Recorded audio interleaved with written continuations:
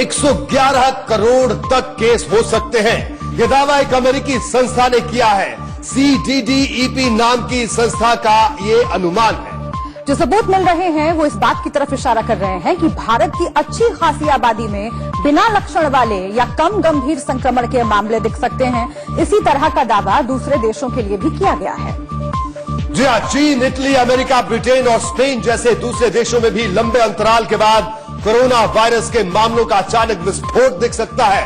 इन देशों के बाद में कई ऐसे केस सामने आ सकते हैं जिनकी पहले पुष्टि नहीं हो पाई होगी, लेकिन भारत के लिए जो भविष्यवाणी की गई है वो बेहद डराने वाली और चौंकाने वाली है। बिल्कुल, अमेरिका में स्थित है centre for disease dynamics and economic policy.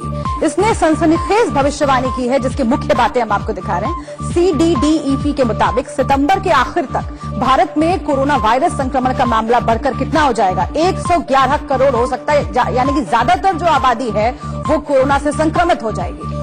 और इस संस्था ने अपनी हालिया रिपोर्ट में कहा है कि अगर भारत में सख्त पाबंदियां लागू रहती हैं तब भी यही हाल हो सकता है। यानी 111 करोड़ मामलों का मतलब है कि भारत की कुल आबादी का करीब 85% हिस्सा इसकी चपेट में आ सकता है। ये दावा, यानी कि ज्यादातर जो आबादी है वो कोरोना से संक्रमित हो जाएगी। और इस संस्था ने अपनी हालिया रिपोर्ट में कहा है कि अगर भारत में सख्त पाबंदियां लागू रहती हैं तब भी यही हाल हो सकता है। यानी 111 करोड़ मामलों का मतलब है कि भारत की कुल आबादी का करीब 85% हिस्सा इसकी चपेट में आ सकता है। ये दावा CDDEP ने किया है। बिल्कुल, CDDEP ने 20 अप्रैल को जारी की गई अपनी रिपोर्ट में ये भविष्यवाणी की है। रिपोर्ट में यह भी कहा गया है कि सोशल डिस्टेंसिंग और आइसोलेशन के मानकों का इसी तरह से आगे भी अगर पालन हो तब भी भारत में सितंबर के आखिर तक कोरोना वायरस संक्रमण के 111 करोड़ मामले सामने आ सकते हैं। रिपोर्ट में अनुमान लगाया गया है कि तब भारत में कम से कम 55 करोड़ और ज्यादा से ज्यादा 138 करोड़ केस सामने आ सकते हैं।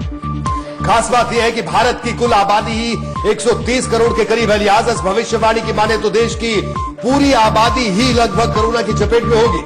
और आपको ये भी बता दें कि जिन 111 करोड़ मामलों की भविष्यवाणी की गई है उनमें ठीक हुए मरीज भी शामिल होंगे। CDDEP ने अपनी ताजा रिपोर्ट में भारत में सख्त पाबंदियों को जारी रखने की वकालत की है।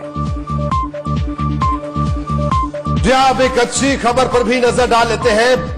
ब्रिटेन इंसानों के ऊपर कोरोना वायरस के खिलाफ तैयार की गई वैक्सीन का ट्रायल शुरू करने जा रहा है। इस वैक्सीन को ऑक्सफोर्ड विश्वविद्यालय ने तैयार किया है और उसके लिए ब्रिटिश सरकार ने 20 मिलियन पाउंड यानी कि करीब 189 करोड़ रुपए खर्च करने की घोषणा की है। ब्रिटेन ने कहा कि स्वास्थ्य मंत्रालय इस वैक्सीन तैयार करने के लिए हर तरह की कुर्बानी देने को तैयार है।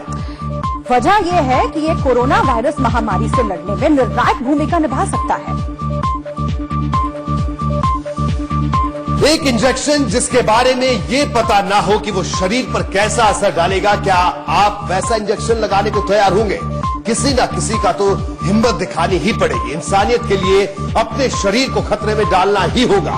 कोरोना वायरस वैक्सीन के ट्रायल में जो वॉलंटियर्स हिस्सा ले रहे हैं वो असली हीरो है। बिल्कुल, पूरी कहानी क्या है ये समझिए। जर्मनी ने इंसानों पर वैक्सीन के क्लिनिकल ट्रायल को मंजूरी दी है और ब्रिटेन में भी इसे शुरू कर दिया गया है।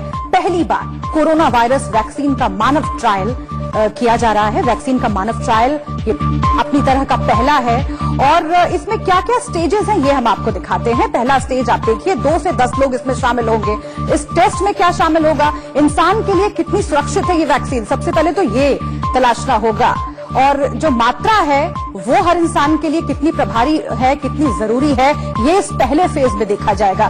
ट्रायल का दूसरा स्टेज आप देखिए, इसमें 100 से ज्यादा लोग शामिल होंगे और ये समझना बहुत जरूरी है कि ये जो स्टेज है वो और ज्यादा महत्वपूर्ण है क्योंकि इंसान पर वैक्सीन के अलग अलग असर का ये टेस्ट करेगा, ये जो फेज है। और इसमें ये देखा जाएगा कि इंसान पर जब इसे आजमाया जाता है तो किस तरह के रिएक्शंस होते हैं। ट्रायल का तीसरा स्टेज भी आप देख लीजिए, इसमें भी 100 से ज्यादा लोग शामिल होंगे, यानी कि बहुत लंबा फेज चलेगा, बहुत लंबा एक प्रोसेस चलेगा इसके टेस्टिंग का।